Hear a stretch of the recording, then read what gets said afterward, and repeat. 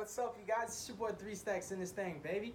And today I have a great discussion to share with you guys. So I'm gonna start doing these a lot more because every time I do them, people love them, and I just like it when I get good feedback. It just encourages me and lets me know as a content creator that what I'm doing is actually duly noted, and also that it's having some sort of an impact on you, whether it's just being informative or it's being inspiring. Stuff like that makes a difference. So when I see something has good results, that's when I continue to do it. If I see that it receives a lot of turbulence, a lot of negativity, even sometimes hate, I bounce back from that, but I also can continue doing what I'm doing, but I kind of weed things out, and I determine whether or not it's worth to continue doing. Because if people don't like it, then I just won't do it. But my discussions, which I have not done very many consistently as much as I do deck profile, normally whenever I do a discussion, people love it. So today I'm going to be sharing you guys my knowledge on what makes a deck meta relevant, okay? And this is a really, really good topic of discussion, and this is some imperative knowledge. It's imperative and influential on your life, I think, as a Yu-Gi-Oh player, and also it could determine how exactly some of the questions that you have, and it can also determine some stuff that you've been needing confirmation on. So we're going to talk about the factors, and then we'll get really deep into it. It's going to be kind of pseudo in-depth, but I'm not going to go extremely in-depth on the minuscule details, but I want to focus on the imperative details, the things that really do make sense out of everything. So what makes decks meta relevant? There's a lot of things that factor in. Sometimes what makes a deck so good is the fact that it caught everybody off guard. That people weren't prepared for it. Sometimes what makes a deck good is just that, like, the side deck, there's not really very many good side deck staples that can counter it. Sometimes also it just happens to be the hard counter to a specific strategy, the strategy that a lot of people are piloting. Like, for example, in a back row format, you have this deck that has all these abilities to destroy spells and traps, and then that's what makes that deck super meta, because the current format, everybody's playing back row and it destroys. And then you have decks that have a lot of monster removal, and then you're in a format where everybody cares about their monsters and boss monsters matter, and you have this deck that just has this ability to just destroy monsters or shuffle them or banish them without targeting or destroying, and stuff like that are influential and minuscule factors. But on an analytical scale, when you think of it, and not as a premeditated but on an analytical synopsis on exactly what makes a deck meta relevant, I have concluded 5 huge contributing factors to what make a deck meta relevant. Of course, there's other stuff that factors in. Like I was mentioning, even the stuff that I mentioned before, there's still more stuff that can contribute to a deck being successful in the format. But here are the big 5 that no matter what deck it is, these 5 are normally going to portray. I'm going to try to use my best to use descriptive imagery to kind of paint that picture in your head. But these big 5 facts and these factors are actually going to portray exactly what makes every meta deck, what has made them a meta deck, and what has made them one of the greatest decks in the current format. Some of these decks are the greatest of all time. So number 1 is representation. I think this is kind of common sense. A lot of the times, representation, and we're going to talk about each one. Representation is a huge contributing factor to a deck's success, because you have to think of it. If you go to a YCS or a regional, and let's say it's a YCS that has 1,200 people, and like 900 of those 1,200 people are playing Battery Mans, even if Battery Man's not a good deck, it's the fact that so many people are playing Battery Mans that more than likely you're going to have a lot of Battery Mans in the top cut. Why? Because that's what nearly everybody's playing. The same thing in Zodiac format. That was the deck everybody played. So even if, let's say, for example, the deck wasn't as great as we know it is, that is also a huge contributing factor to why the deck is such a great deck, because a lot of decks top due to representation. Because you get mirror matches, you get paired against the same deck, and it's like when everybody's playing it, that's just how it happens. When there's a lot of people playing the same deck, that is a huge contributing factor to what makes a deck meta relevant. Because the meta, in my opinion, is really just the popular decks that people like to play because they feel that they have a fair chance of winning. And some of these decks have autopilot strategies that naturally are just so good at what they do that when they resolve their, what they're supposed to do and get to the end result, that naturally it's so one-sided. And that's what a lot of people like about some of these decks, is that they're so degenerate, and some of them are just way too good at what they do, and they're just so good against other decks that people play it. But representation is like a huge contributing factor, but it's not the number 1. There's no real order. So keep in mind, representation matters a lot. How many people play the deck and how often it's played and how many of it that you see is a huge contributing factor. The next would be results. results are very imperative. And don't forget, when I said battery mans, I use battery mans as a good example because if the YCS had 1,200 battery mans, no matter who topped, battery mans would win the event. Why? Because that's what everybody's playing. And that's just to make sense out of representation. And it's a very, very simplified way to describe how representation impacts whether a deck is meta relevant, which is very true. It's a fact. It's not actually an opinion. It's a very well proven fact over the duration of Yu-Gi-Oh's initial inception way back in 2002. That's been a huge factor. Number 2 is results. Results, like, have you ever heard numbers don't lie, bro? Numbers don't lie. The amount of times that a deck can consistently top and the number of people piloting a deck that actually make it to the top with it is a huge contributing factor to what makes a deck meta relevant, because the meta is what everybody wants to play.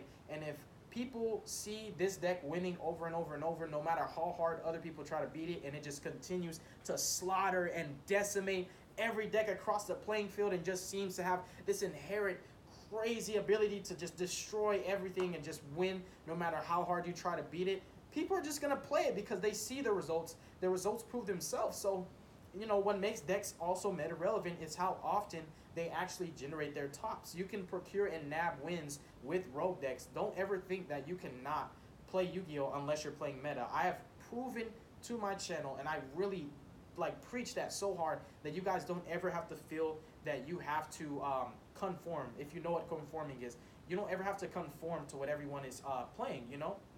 But results prove themselves. Results is a huge contributing factor to how decks become meta relevant. Because if battery mans just keep topping and they just can't die and nobody can beat battery mans, bro, it's just like everybody's going to turn around and say, this is the best deck. It's topping every YCS. It's getting first place, second place, third place. 19 out of the top 32 are battery mans, bro. Like, how do we stop battery mans? You know, how do we stop relinquished? Everybody's playing relinquished. I don't know what to do, bro. It keeps topping, and I don't know how we're losing to it. It's crazy, bro. And that results really do. Results and representation are like extremely influential and impactful factors on what makes a deck meta relevant. Those two are like golden. Don't ever forget those two. Number 3 is definitely going to be how good the deck is against the current decks that are extremely popular that a lot of people want to play. Because remember I was saying earlier, previously aforementioned, there are some anti-meta strategies. And sometimes an anti-meta strategy actually ends up becoming the meta. Because there are some formats that you have triangle formats, and there are some just dynamic duo formats where there's one best deck, and then out comes the next deck that actually is so powerful against that particular best deck, and these two go back and forth with each other. But what ends up happening is this becomes the best deck. Why? Because it has the best matchup against the current best deck, and whenever this gets paired up with the best deck, it naturally wins 7 times out of 10. So this rises to be the meta because it's better than the current meta. Does that make sense? So how good a deck is against the current decks is another huge contributing factor to what makes a deck meta relevant, because a lot of times anti-meta strategies do become meta. And by anti-meta, it doesn't always have to be a stun deck or an anti-special summon or an anti-search deck. It just could, anti-meta could be the meta. Remember how I was saying, like, there could be a strategy where we're currently in the format where, you know, let's say, for example, it's 2018, but let's just say, for example, you know, expand your horizons. Let's go ahead and remove the pessimistic perception for a second, all right? So let's check it out. So let's consider it like this. Let's think of, we're in 2018. Let's say, for example, this is a back row format. I'm not saying that it is, so don't get my words twisted, you know, no misconceptions here. Let's just say, for example, we're in a back row format where everybody, the decks that they're playing just play more traps than anything else. Like, more than half their deck is traps. And then out comes this deck that Konami just created out of a new set, who have all the main deck monsters have this effect that says you can pop a spell or trap, you can pop a spell or trap, you can banish a spell or trap, you can flood the field and banish all these spells and traps. Like, that deck, while it might not seem like, imagine that, like, if there's a strategy that basically all it does is just remove back rows. That deck might just happen to be the current best deck of that format. Why? Because all the meta strategies happen to be playing heavy back row. But then you go to a different format where nobody's playing back row, and that deck seems like it's garbage, right? But then in and out of formats, some decks can become relevant and relevant again, and then rogue, and then they go to meta and rogue. And there's a lot of strategies that are like that, because there are some strategies that happen to only be good against particular decks. So the playstyle is another huge contributing factor. I hope that I'm making sense. I don't want anybody to get confused with my channel. I like to be very very, very specific on the details, and I like for my subscribers to be very well informed, because this is a benefit to you guys. I promise you, it really is. So the play style matters, because there are also formats where decks play really slow. You know, decks just don't have a lot of the ability to swarm the field with monsters, and they kind of just summon this one monster and try to play protect the castle. That's another strategy that used to be popular in the past. Like ninjas had this protect the castle strategy. Dracos had this protect the castle strategy. Cleaforts had this protect the castle strategy. And then out of nowhere, here comes this deck that's a glass cannon deck, and its playstyle is just to break boards in OTK, and just completely decimate anything on the field and just swarm the field with huge monsters. Okay, and that deck might become meta relevant, and that kind of reminds me of how Blue Eyes took the meta by storm. We're gonna get to that because that actually is part of this discussion. But yeah, like the playstyle really matters, because some playstyles are like yin and yang. There's back row heavy decks, and then there's decks that are meant to just get rid of back row. And then there's decks that are search heavy, right? And then there's decks like Thunder Dragons that specifically counter search heavy decks. Am I making sense? Come on, you guys. Playstyle is a huge contributing factor to what makes a deck meta relevant, because if its playstyle naturally is like a hard counter to everything else, you know, you have a huge advantage in the playing field. And sometimes surprise factor is the surprise element is a contributing factor, but the playstyle matters, because if your playstyle is this kind of deck where there's only one particular way to beat it, then if people don't play the strategy that naturally is the yin to that yang, then it's really hard to lose with the deck. So playstyle is a huge contributing factor. Next, in number 4, we have I think we did playstyle, and no, that's not playstyle. How much the deck can beat. Yeah, I think that's what we're on. How good the deck is. No, I think we were talking about playstyle. So either way, 3 and 4 are gonna be playstyle, and then the next one would be how good the deck is at beating other decks. And I think maybe I mixed up playstyle in how good it is. But either way, these are in the top 5 either way. But yeah, I think we talked a lot about playstyle, and playstyle really is a huge contributing factor. But yeah, how good a deck is at beating other decks and playstyle kind of go in correlation with each other. But how good the deck is against the current meta. That's what I think I was talking about in number 3. How good the deck is against the current meta. Yeah, there we go. Because if it's a hard counter, your strategy is a hard counter to other strategies, you just have a huge advantage in the playing field. So now I think the next one is supposed to be, because I already have this, I kind of have it going in my head like a replay. So yeah, the playstyle also matters, because some playstyles, you know, I think we talked about playstyles a lot too already in this video, but some playstyles are actually inherently better and have less flaws than other playstyles. And what's something that really is a weakness to some decks is their linear playstyle. Linear, to me, there's a lot of ways that you can perceive what linear means. Linear to me is when a deck kind of has this non-expansive but narrow playstyle where it's only good at one thing.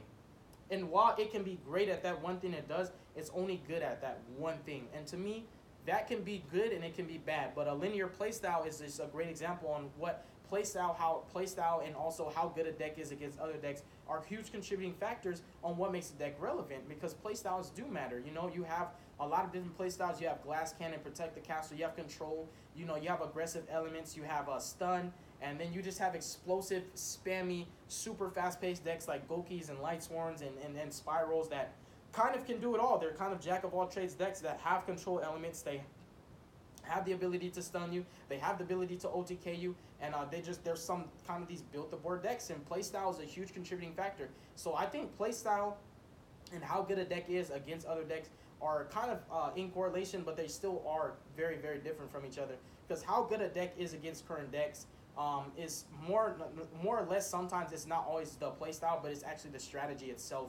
And the strategy itself, it could just be that the deck has less flaws and less weaknesses. Because you know some decks, like back row decks, just auto lose to back row removal, but then you have this deck that's kind of generically well versed in kind of being good with playing an even amount of spells, traps, and monsters, and doesn't focus heavily on one or the 3, but kind of on all 3 of them. You know, it kind of sets up really well abusing spells, traps, and monsters. So you know that really matters as well. But how good a deck is against the current meta really matters, because meta goes in and out, and when a deck is good, it's only so good until that one deck comes up that's really good against it, and then bam, they collide. Like we were in a format where Sky Strikers were like the best deck, and then out of nowhere, Konami makes Thunder Dragons, and now Thunder Dragons are like a hard counter to Sky Strikers, and while Thunder Dragons seem good now, we might go into a format where nobody's deck is search reliant.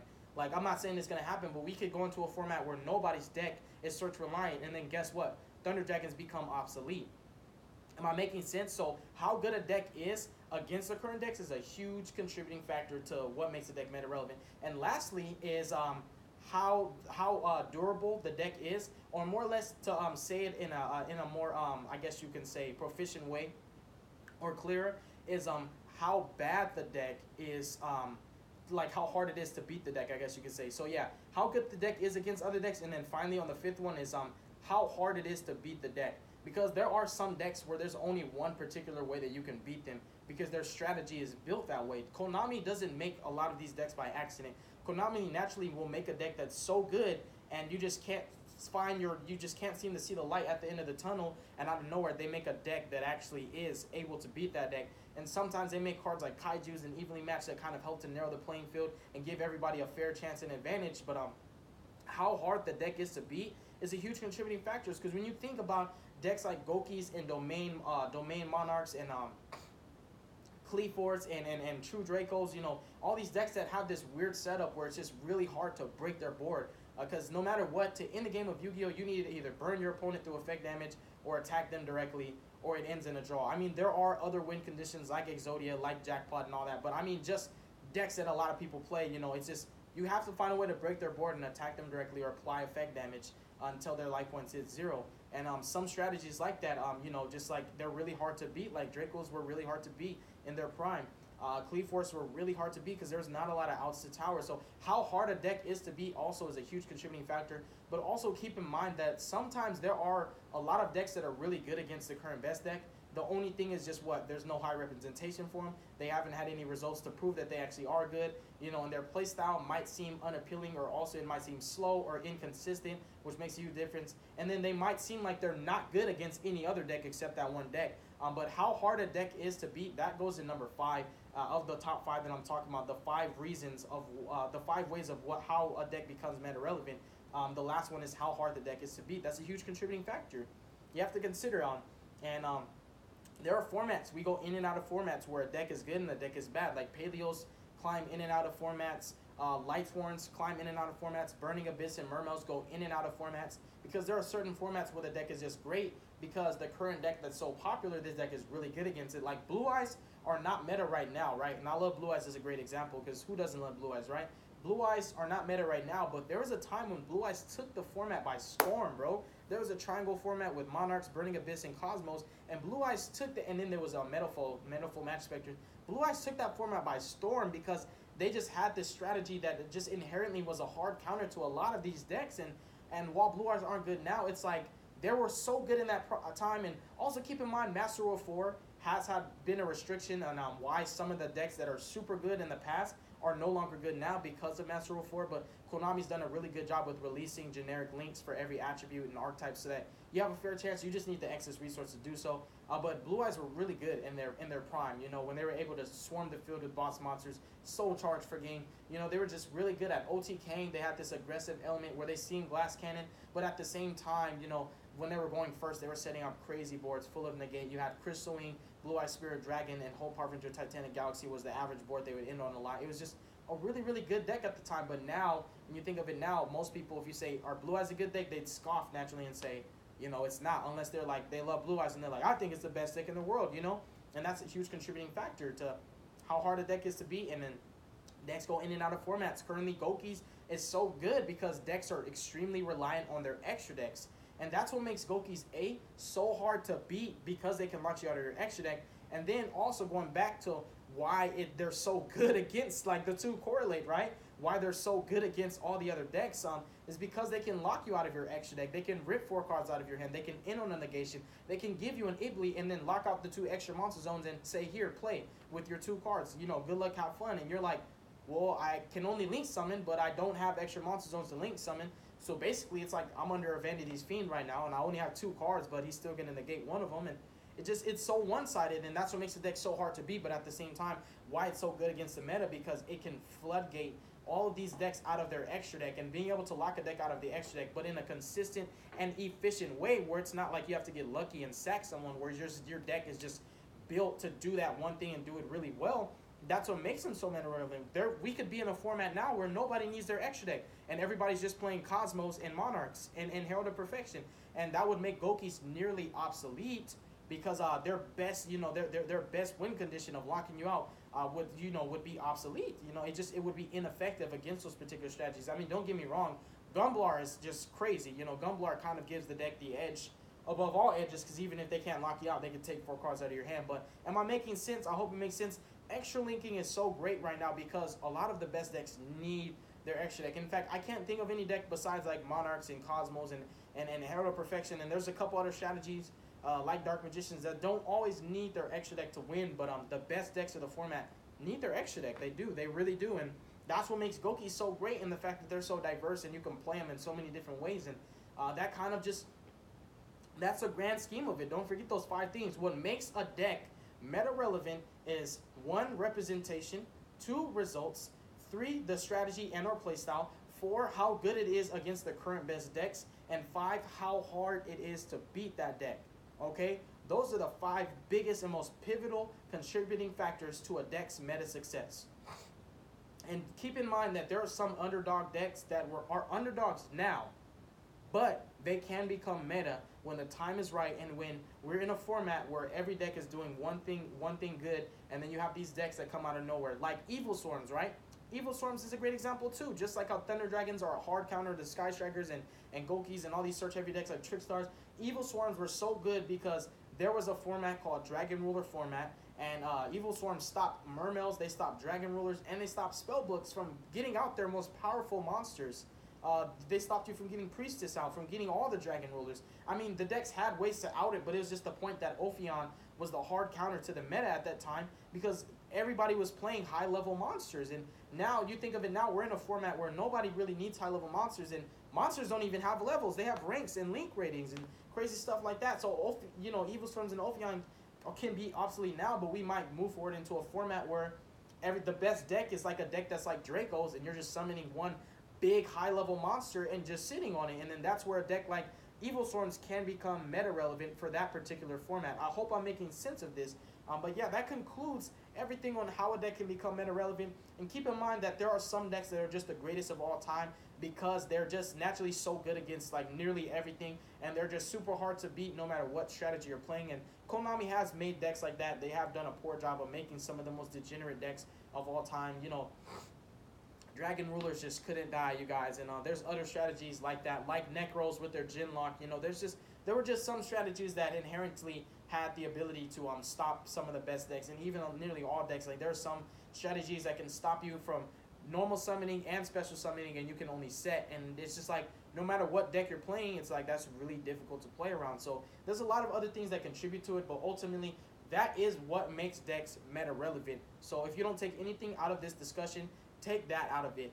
Those 5 contributing factors are really influential and pivotal and have a huge impact on what makes a deck meta relevant. If there's 1,200 people at a YCS of 1,200 playing Batteryman's the best deck confirmed, you guys. And then that's just how it works.